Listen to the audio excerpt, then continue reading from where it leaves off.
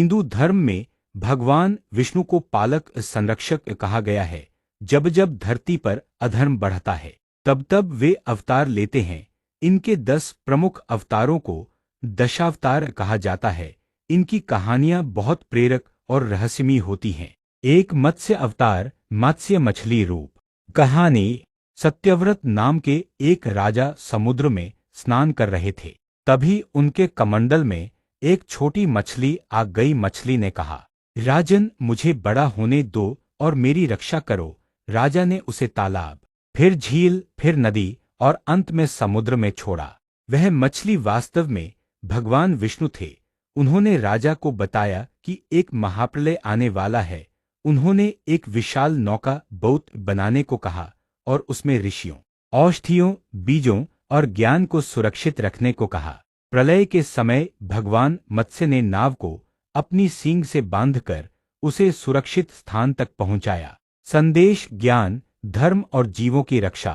2 कूर्म अवतार, कम कछुए का रूप। कहानी।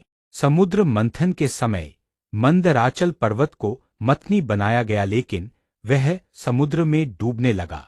तब भगवान विष्णु ने कछुए का रूप धारण किया और समुद्र की गहराई में जाकर मंदराचल को अपनी पीठ पर रखा। इससे देवताओं और असुरों का मंथन सफल हुआ और अमृत, लक्ष्मी, ऐरावत, रत्न आदि निकले। संदेश, जब संसार डगमगाए तब आधार बनकर उसे संभालना। 3 वराह अवतार, वराह जंगली सुअर। कहानी। हिरण्याक्ष नामक राक्षस ने धरती माता भूमि देवी को समुद्र में डुबा दिया। तब भगवान विष्णु ने वराह रूप में अवतार लिया। उन्होंने समुद्र में गोता लगाया, धरती को अपने दांतों पर उठाकर बाहर निकाला और हिरण्याक्ष का वध किया। संदेश, धर्म और प्रकृति की रक्षा। 4 नरसिंह अवतार, नरसिंह, आधा सिंह आधा मानव। कहानी। हिरण्यकश्यप ने अपने पुत्र प्रहलाद को भगवान विष्णु की भक्ति के लिए कई यातनाएं दी। उसने कहा, तेरा विष्णु कहाँ है? प्रहलाद ने कहा, हर जगह है। हिरण्यकश्यप ने खंभे को तोड़ा और उसमें से भगवान नरसिंह प्रकट हुए। ना दिन ना रात, ना घर के अंदर ना बाहर, ना मनुष्य ना जानवर। उन्होंने हिरण्यकश्यप को अपने नखों से मारकर धर्म की विजय की। संदेश, भक्ति अटूट हो तो भगवान प्रकट होते हैं। 5 वामन अवतार, वामन बोने ब्राह्मण। कहानी। राजा बलि बहुत शक्तिशाली असुर था। देवता पराजित हो चुके थे। तब भगवान विष्णु ने वामन बौने ब्राह्मण रूप में जन्म लिया और बलि से 3 पग भूमि मांगी। बलि ने हंस कर दे दिया। वामन ने विशाल रूप लिया, 1 पग में धरती, 2 पग में आकाश। अब तीसरा पग कहाँ रखें? बलि ने कहा, मेरे सिर पर रख दीजिए। भगवान ने बलि को पाताल भेजा और उसे अमरता का वरदान दिया। 2 कूर्म अवतार, कम कछुए का रूप। कहानी। समुद्र मंथन और विष्णु जी का सहारा। एक समय की बात है जब असुरों और देवताओं के बीच लगातार युद्ध हो रहे थे। देवता बार बार हार रहे थे क्योंकि इंद्र और अन्य देवताओं ने गुरु बृहस्पति की अवज्ञा की थी, जिससे वे बलहीन हो गए थे। देवताओं ने भगवान विष्णु से सहायता मांगी। विष्णु बोले, यदि तुम अमृत प्राप्त करना चाहते हो तो असुरों से मिलकर समुद्र मंथन करो। समुद्र से बहुत सारे रत्न और अंत में अमृत निकलेगा। समुद्र मंथन की तैयारी। मंथन के लिए मंदराचल पर्वत को मथानी बनाया गया। वासुकी नाग को रस्सी की तरह लपेटा गया। देवता और असुर दोनों ने मिलकर मंथन शुरू किया, लेकिन जैसे ही मंथन आरंभ हुआ, मंदराचल पर्वत समुद्र में डूबने लगा। यह देखकर देवता घबरा गए। तब हुआ भगवान विष्णु का कूर्म अवतार। भगवान विष्णु ने तुरंत विशाल कछुए कूर्म का रूप धारण किया और समुद्र में उतर गए। उन्होंने मंदराचल पर्वत को अपनी पीठ पर टिकाया, जिससे पर्वत स्थिर हो गया और मंथन सुचारू रूप से होने लगा। भगवान कूर्म की पीठ इतनी विशाल और मजबूत थी कि वह पूरे पर्वत का भार सहन कर सकी। मंथन से निकले 14 रत्न। समुद्र मंथन से निकले अद्भुत रत्नों में से कुछ ये थे: 1 लक्ष्मी माता, 2 ऐरावत हाथी, 3 कामधेनु गाय, 4 कल्पवृक्ष, 5 चंद्रमाएं, 6 हलाहल विष जिसे भगवान शिव ने पिया नीलकांठ, 7 धन्वंतरी वैद्य अमृत कलश के साथ, 8 और अंत में अमृत, अमृत और मोहिनी रूप। जब अमृत निकला तब असुरों ने छल से उसे छीन लिया। तब भगवान विष्णु ने ही मोहिनी रूप धारण कर असुरों को मोहित कर दिया और अमृत देवताओं को पिला दिया। इस तरह देवता अमर हो गए। कूर्म अवतार का महत्व। जब स्थिरता और संतुलन की आवश्यकता हो तब ईश्वर आधार बनकर रक्षा करते हैं। भगवान कूर्म की तरह कभी कभी ईश्वर पीछे रहकर महान कार्यों को संभालते हैं बिना श्रेय लिए। कल तीसरा अवतार वराह सूअर रूप अवतार की विस्तृत और चमत्कारी कहानी बताऊं। 3 वराह अवतार। वराह जंगली सूअर रूप। कहानी पृथ्वी की रक्षा और अधर्म का अंत। बहुत पहले की बात है जब हिरण्याक्ष नामक असुर ने तीव्र तपस्या कर ब्रह्मा जी से वरदान पा लिया कि उसे कोई भी देवता, असुर या मानव मार नहीं सकता। वरदान मिलते ही वह अत्याचारी बन गया। उसने तीनों लोकों पर आक्रमण कर दिया, देवताओं को हराया और फिर उसने एक बहुत भयावह कार्य किया। पृथ्वी माता भूमि देवी को उसने जल के भीतर पाताल की गहराई में डुबो दिया। चारों ओर हाहाकार मच गया। सभी देवता भागकर भगवान विष्णु के पास पहुंचे। भगवान विष्णु बोले, धैर्य रखो, मैं स्वयं अवतार लेकर पृथ्वी को फिर से उसकी जगह पर स्थापित करूंगा। वराह रूप का प्रकट होना। भगवान विष्णु ने वराह जंगली सूअर का रूप धारण किया। विशाल शरीर, लंबे दांत, लाल आंखें, गहरी गर्जना। उनकी गर्जना सुनकर तीनों लोकों में कंपन हो गया। देवता उनकी जय जयकार करने लगे। भगवान वराह समुद्र में कूद पड़े। उन्होंने गहराई में जाकर भूमि देवी को अपनी सूंड और दांतों पर उठाया और ऊपर लाने लगे। हिरण्याक्ष का युद्ध। जैसे ही भगवान वराह पृथ्वी को लेकर ऊपर आ रहे थे, हिरण्याक्ष ने उनका रास्ता रोका। हिरण्याक्ष बोला, हे सूअर, तू मेरा सामना कैसे कर सकता है? मैं तुझे नष्ट कर दूंगा। भगवान वराह ने उसे देखा और कहा, अधर्मी, तुझे तेरे पापों का फल आज मिलेगा।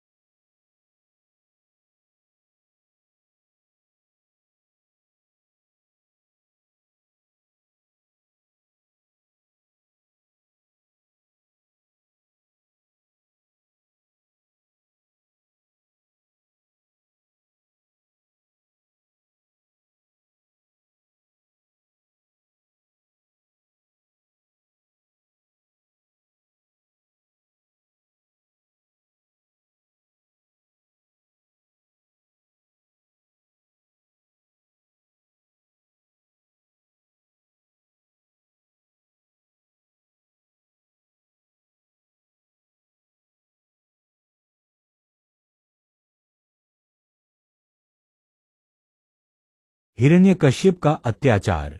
प्रहलाद को विष दिया गया, वह बच गया। उसे हाथी के पैरों तले कुचलवाया गया, कुछ नहीं हुआ। ऊंचे पहाड़ से गिराया गया, सुरक्षित रहा। अग्नि में बहन होलिका की गोद में बैठाया गया, होलिका जल गई, प्रहलाद बच गया। हर बार प्रहलाद ने कहा, भगवान विष्णु सर्वत्र हैं, अग्नि में, वायु में, खंभे में, कण कण में। खंभे से भगवान प्रकट होते हैं। एक दिन क्रोधित होकर हिरण्यकश्यप ने पूछा, कहाँ है तेरा विष्णु? क्या वह इस खंभे में भी है? प्रहलाद बोला, हाँ पिताजी, वह हर जगह है। हिरण्यकश्यप ने क्रोध में आकर खंभे पर गदा मारी। तभी खंभा फटा और भगवान विष्णु नरसिंह रूप में प्रकट हुए। सिंह का चेहरा, मानव का शरीर, डरावनी गर्जना, क्रोध से भरे नेत्र, हिरण्यकश्यप का वध। समय था संध्याकाल, न दिन न रात। स्थान था राजमहल का द्वार, न घर न बाहर। उन्होंने हिरण्यकश्यप को अपनी जांघों पर रखा, न पृथ्वी न आकाश, और नखों से उसका वध किया, न अस्त्र न शस्त्र। इस प्रकार ब्रह्मा जी का वरदान भी टूटे बिना अधर्म का अंत हुआ। प्रहलाद की भक्ति और भगवान का शांत होना। नरसिंह रूप में भगवान क्रोधित थे, कोई उन्हें शांत नहीं कर पाया, न ब्रह्मा न शिव न लक्ष्मी।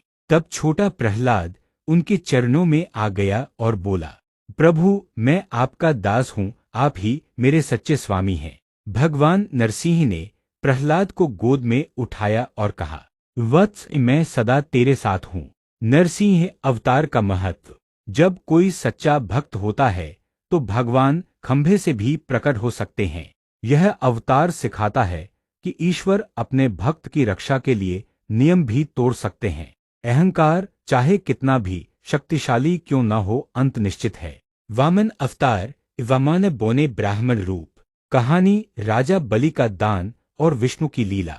दैत्यों का राजा महाबली बलि एक पराक्रमी और दानवीर राजा था। वह प्रहलाद का पोता था और उसके शासन में राक्षस भी धार्मिक और नीति पर चलने लगे थे। उसने तीनों लोकों पर अधिकार कर लिया, स्वर्ग, पृथ्वी और पाताल। देवताओं को अपदस्थ कर दिया गया, इंद्रलोक भी बलि के अधीन हो गया। देवताओं ने भगवान विष्णु से रक्षा की प्रार्थना की। भगवान विष्णु ने लिया वामन रूप। भगवान विष्णु ने कश्यप ऋषि और अदिति के घर बौने ब्राह्मण के रूप में जन्म लिया। वे सुशोभित थे, छोटे शरीर, तेजस्वी चेहरा, हाथ में कमंडल, कमर में मेखला और सिर पर चोटी। उन्हें देखकर सभी मोहित हो गए। वे वास्तव में वामन थे। राजा बलि का यज्ञ और वामन का आगमन। राजा बलि विश्वरूपाचार्य के निर्देश पर एक महान अश्वमेध यज्ञ कर रहा था, जिससे वह इंद्रपद प्राप्त कर सके। उसी यज्ञ में वामन पहुंचे। वामन बोले, राजन मैं एक ब्राह्मण हूँ, मुझे 3 पग भूमि दान में दीजिए। बस इतनी ही मेरी आवश्यकता है। बलि हंस पड़ा, 3 पग भूमि से क्या होगा, मांगो जितना चाहो। वामन ने कहा, बस 3 पग भूमि चाहिए। शुक्राचार्य बलि के गुरु ने चेतावनी दी, यह साधारण ब्राह्मण नहीं है, यह स्वयं विष्णु है, तुम्हारा सब कुछ छीन लेगा। पर बलि ने कहा, यदि भगवान स्वयं मेरे द्वार पर मांगने आए हैं तो मेरा सौभाग्य है, मैं वचन से पीछे नहीं हटूंगा। वामन का विराट रूप।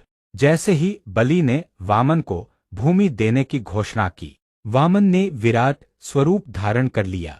एक पग में पूरी पृथ्वी, दूसरे पग में आकाश, स्वर्ग और ब्रह्मांड। अब तीसरा पग कहाँ रखें?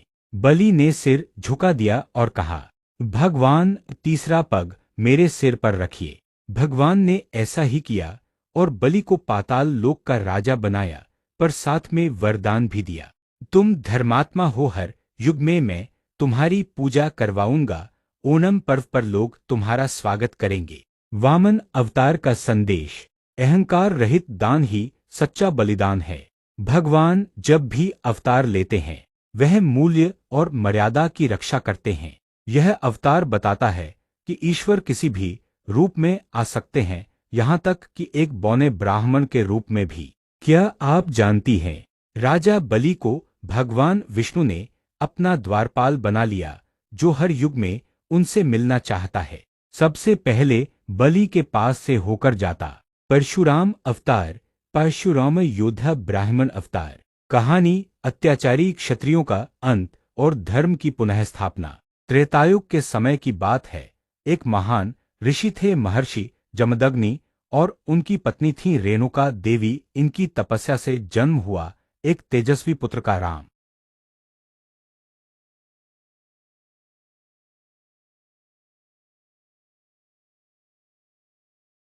कार्तवीर्य अर्जुन का अत्याचार।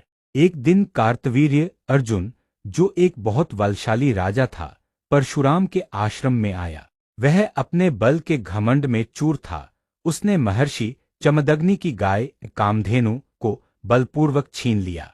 जब परशुराम को यह ज्ञात हुआ तो उन्होंने अपनी परशु लेकर अर्जुन को युद्ध में ललकारा। भयानक युद्ध हुआ और परशुराम ने अर्जुन और उसकी सेना का संहार कर दिया। पिता की हत्या और प्रतिज्ञा। जब परशुराम कहीं बाहर थे, अर्जुन के पुत्रों ने बदला लेने के लिए लौटकर महर्षि जमदग्नि की हत्या कर दी। परशुराम जैसे ही लौटे, उन्होंने पिता की मृत्यु देखी और भयंकर प्रतिज्ञा की, मैं 21 बार पृथ्वी से अधर्मी क्षत्रियों का संहार करूंगा। और उन्होंने सच में किया। हर दिशा में जाकर अधर्मी, अत्याचारी, निर्दयी क्षत्रियों को परशु से समाप्त कर दिया। नवनिर्माण और तपस्या। संहार के बाद उन्होंने धरती के पाप से मुक्ति के लिए तप किया। उन्होंने समुद्र को पीछे हटाकर कोनकण और केरल जैसे क्षेत्रों को बसाया। धनुष यज्ञ में राम से पराजित होने के बाद उन्होंने शस्त्र त्याग दिया। परशुराम अवतार का संदेश। जब धर्म की रक्षा की बात हो, तब क्रोध भी साधन बन सकता है। ज्ञान और युद्ध दोनों में संतुलन बनाना ही सच्चा ब्राह्मणत्व है। परशुराम इकलौते ऐसे अवतार हैं जो चिरंजीवी अमर हैं और कल की अवतार के गुरु बनेंगे। क्या आप जानती हैं, भीष्म पितामह, द्रोणाचार्य और कर्ण ये सभी परशुराम के शिष्य थे। आज भी कई ब्राह्मण कुल खुद को परशुराम वंशज मानते हैं। सात श्रीराम अवतार। श्री राम मर्यादा पुरुषोत्तम। कहानी। त्रेता युग में धर्म की स्थापना और रावण का अंत। त्रेतायुग में लंकापति रावण, जो एक अत्यंत ज्ञानी लेकिन घमंडी राक्षस था, ने तीनों लोकों पर अत्याचार प्रारंभ कर दिए थे। देवता भी उससे भयभीत थे। रावण को ब्रह्मा जी से वरदान मिला था कि कोई देवता, राक्षस, गंधर्व आदि उसे नहीं मार सकता। उसने मानवों को तुच्छ समझकर उन्हें उस वरदान से बाहर रखा। देवताओं ने भगवान विष्णु से प्रार्थना की, तब उन्होंने मनुष्य रूप में अवतार लेने का संकल्प लिया। अयोध्या में जन्म। अयोध्या के राजा दशरथ को संतान नहीं थी। उन्होंने पुत्रेष्ठी यज्ञ किया और यज्ञफल से 4 पुत्रों का जन्म हुआ, राम, लक्ष्मण, भरत और शत्रुघ्न। राम सबसे बड़े थे, शांत, मर्यादित, न्यायप्रिय और प्रजापालक। उन्हें विशेष रूप से विष्णु का अंश माना गया। सीता स्वयंवर और विवाह। जनकपुर के राजा जनक ने सीता का स्वयंवर आयोजित किया। शर्त थी, जो भगवान शिव का भारी धनुष उठाकर उसे तोड़ेगा, वही सीता से विवाह करेगा। राम ने सरलता से वह धनुष उठाया और तोड़ दिया। सीता ने राम को वरमाला पहनाई। राम सीता का विवाह हुआ। वनवास की लीला। राजा दशरथ राम को राज्य देना चाहते थे, पर कैकेयी के वचन अनुसार राम को 14 वर्षों का वनवास मिला। राम ने बिना विरोध किए मर्यादा का पालन किया और माता सीता और भाई लक्ष्मण के साथ वन को चले गए। सीता हरण और रावण वध। वन में रावण ने माया मृग के बहाने सीता का हरण किया और उन्हें लंका ले गया। राम ने हनुमान जी, सुग्रीव और वानर सेना से मित्रता की। सेतु राम सेतु का निर्माण किया। लंका पर चढ़ाई की। रावण का वध किया और धर्म की स्थापना की। अयोध्या लौटकर राज्याभिषेक। 14 वर्षों बाद राम अयोध्या लौटे। दीपावली मनाई गई। राम का राज्याभिषेक हुआ। राम राज्य स्थापित हुआ जहां कोई दुखी, भूखा या असुरक्षित नहीं था। राम अवतार का संदेश। कर्तव्य को प्रेम से ऊपर रखा जाए, यही मर्यादा है। सत्य, संयम, त्याग और धर्म पर चलने वाला व्यक्ति ही सच्चा राजा होता है। राम ने हर रिश्ते को आदर्श रूप में निभाया। पुत्र, पति, भाई, राजा। क्या आप जानती हैं, श्री राम को मर्यादा पुरुषोत्तम कहा जाता है, अर्थात मर्यादा का उच्चतम उदाहरण। रामायण, तुलसीदास जी की रामचरितमानस और वाल्मीकि की रामायण में इनकी कथा वर्णित है। श्री कृष्ण अवतार, श्री कृष्ण योगेश्वर और प्रेम मूर्ति। कहानी। अधर्म का विनाश और गीता का उपदेश। जब पृथ्वी पाप, अधर्म और अत्याचार से थर्राने लगी, तब देवताओं ने भगवान विष्णु से विनती की। पृथ्वी माता ने गौर रूप में विष्णु जी से कहा, प्रभु, राक्षसों ने मानव रूप लेकर मेरा भार बढ़ा दिया है, मेरी रक्षा कीजिए। भगवान ने वचन दिया, मैं स्वयं अवतार लूंगा और अधर्म का अंत करूंगा। कृष्ण का जन्म कारागार में दिव्य प्रकट। मथुरा में अत्याचारी राजा कंस ने अपनी बहन देवकी और उसके पति वासुदेव को कारागार में बंद कर दिया था।